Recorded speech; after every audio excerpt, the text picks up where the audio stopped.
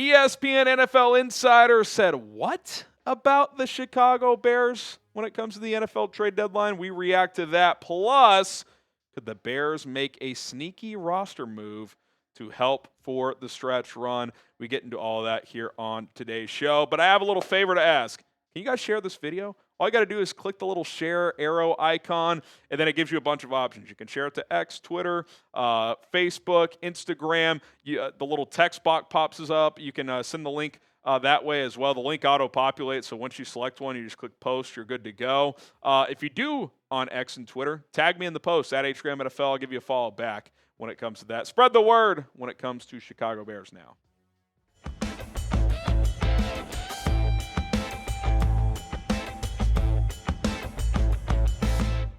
I'm Harrison Graham. Did the Bears show interest in Myles Garrett at the 2025 NFL trade deadline? I want to start there here on today's show. Adam Schefter, ESPN, hopped on WGN TV with, I believe, Khalen and kind of just casually mentioned this, which I thought was very interesting. He said, quote, "The Bears made calls at the NFL trade deadline. They acquired Joe Tryon-Shoyinka from the Cleveland Browns, and when they were calling the Browns, they did ask about Myles Garrett as well, but Myles Garrett was not available. So they made a move that made a little bit more sense, and for somebody that was attainable, unlike the all-world defensive end Myles Garrett, they made calls and did what they could. They tried to be a little bit more aggressive, but it takes two teams to get a deal done." Now, we heard Ryan Poles say, listen, we turned over every stone. He even said something, I can't remember the phrase, of like, anyone you could imagine, we looked into, and that's kind of when my brain starts going like Maxx Crosby, Myles Garrett. And this is confirmation of that. Schefter just casually, oh, yeah, by the way, they asked about Myles Garrett. Now, even if he was available, I mean, what would that have been? 2 firsts and 2 seconds, 2 firsts, a second, Austin Booker, and a third? I mean, who knows what it would have been? I mean, obviously, Myles Garrett, putting him on this defense would have been unbelievably fun. I'm not sure if the cost midseason would have made sense for the Bears, but I do think it goes to show that the Bears were at least poking around, doing their due diligence, seeing what is truly available before kind of settling for a depth piece in Joe Tryon-Shoyinka. So, I don't know if kudos is the right word, because I don't know if it would have made sense to go that all in, but I do think, and the reason I'm bringing this up, other than it being kind of a casual bombshell, is let's store this in the memory bank for the offseason. If the Bears have a strong finish this year, let's say they make the playoffs, get to like the divisional round or something, but it's kind of clear, yeah, that pass rush is lacking. I think that's something they could explore this offseason. It is clear Myles Garrett is not happy in Cleveland. I would not be shocked if he doubled down and requested a trade again, despite getting that contract last offseason.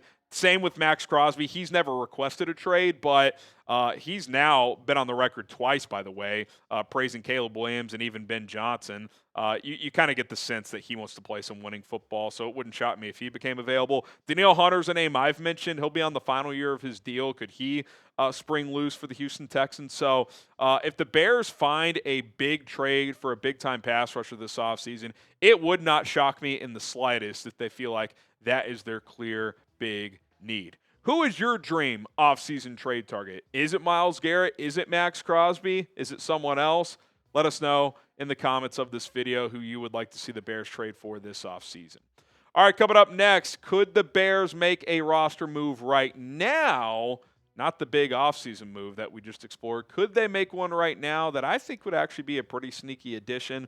We'll dive into that as well. But first, I want to tell you guys about our awesome sponsor. That is Prize Picks. The hard-hitting football action is even better with Prize Picks. The weather might be changing, but the feeling of being right never gets old. So keep the season rolling on Prize Picks by getting $50 instantly in lineups when you play your first $5. It's very easy to play Prize Picks. Just create an account and then start setting your lineups. You can search by player, by sport, all sports available. You just pick 2 or more players and take more or less on the stat projections available: passing yards, receiving yards, rushing yards, points, rebounds, assists, three-pointers in basketball, goals, assists in hockey, soccer. All that stuff is out there. A cool feature with Prize Picks as well is they offer injury reboots. If you have a player get hurt in the first half of the game, they will simply reboot that player out of your lineup, and for example, a 3-player lineup will turn into a 2-player lineup, and you can still win some money. I got a simple 2-player lineup here. I took more on Caleb Williams' rush yards this weekend. He's been running more recently. I think he gets more than 20.5. He also ran well against the Vikings in week 1. I took less on J.J. McCarthy's 212.5 passing yards as he's not been playing great and he's got a bit of a hand issue. $20 lineup to win $60. Download the PrizePicks app today. Use our code CLNS to get $50 in lineups after you play your first $5 lineup. That is code CLNS to get $50 in lineups after you play your first $5 lineup. PrizePicks, it's good to be right.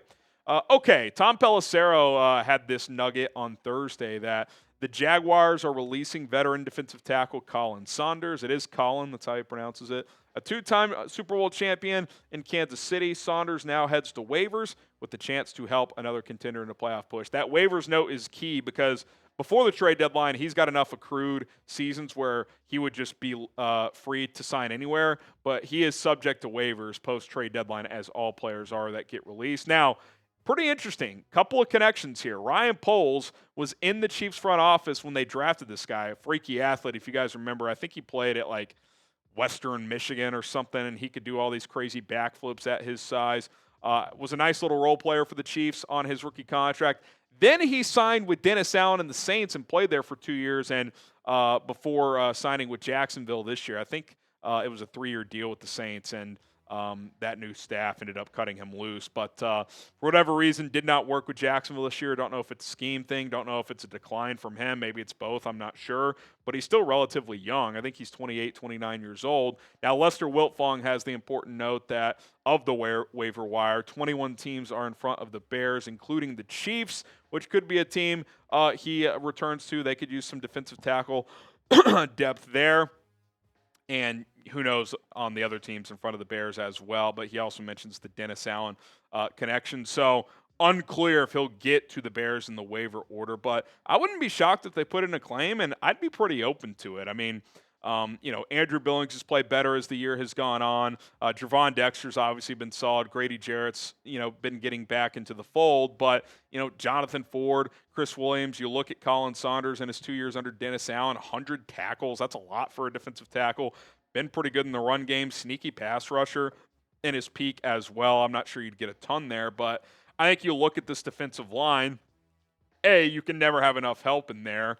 And B, I think it comes down to, is a guy like Khalen Saunders in the Bears' eyes better than a guy like Jonathan Ford, who was on your practice squad to start the year, maybe even a Chris Williams as well. Now, they've been using Chris Williams at defensive end some in recent weeks, so if they need him there still, which maybe they do, maybe they don't, Dominique Robinson's coming back. Obviously, you traded for Joe Tryon-Shoyinka as well, so maybe that makes Chris Williams a little expendable. But that is the question. Is he an upgrade over someone you currently have? Because if you put a waiver claim in there, you got to be willing to cut somebody. Now, you could cut someone at a different position, but I would imagine you would cut one of Jonathan Ford or Chris Williams if you put in this claim.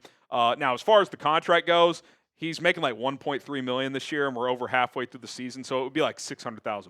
So it would have no impact in terms of the cap space the Bears have. They would be perfectly fine there. I think I'd put in a claim. He's familiar with the scheme. Ryan Poles has been around him. He was scouting him back in Kansas City. Pretty good team guy from what I've heard as well. So don't be shocked if they brought him in here. He wouldn't play Sunday, I don't think. He clears waivers on Friday, so, he'd probably be available the next week. But interesting nonetheless. I would not be shocked if the Bears put in a waiver claim for Khalen Saunders. Should the Bears claim Khalen Saunders? What say you? Type Y for yes, or you can type N for no. Get your votes in down in the comments below. Again, unless there's some medical issue that the Bears are aware of that I wouldn't be, I think I would. Jonathan Ford, Chris Williams, especially Jonathan Ford, he could probably just revert back to your practice squad. So, yeah, I would be interested in Khalen Saunders. All right, that's going to do it for Chicago Bears Now. Appreciate everybody for tuning in to the show. Hit that subscribe button if you haven't already. And as always, bear down.